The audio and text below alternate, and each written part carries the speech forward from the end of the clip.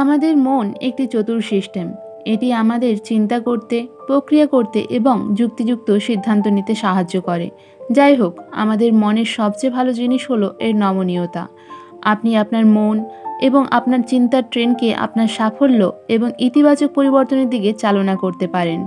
সুতরাং যখন আপনার জীবন, কর্মজীবন এবং তার সাথে সম্পর্কযুক্ত বড় মুহূর্তের কথা আসে, তখন ব্যর্থতার দিকে মনোনিবেশ না করে সাফল্যের কথা ভাবুন।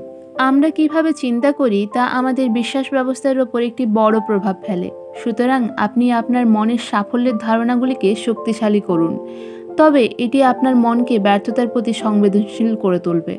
আপনি ভয়ের কাছে নতি স্বীকার করবেন না। নিজেকে বলুন যে আপনি যথেষ্ট ভালো, আপনি যথেষ্ট সক্ষম।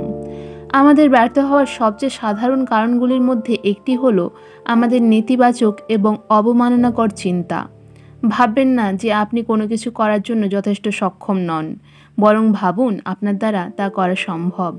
আপনার জীবনের ইতিবাচক জিনিসগুলি সম্পর্কে চিন্তা করুন যা আপনি অর্জন করেছেন।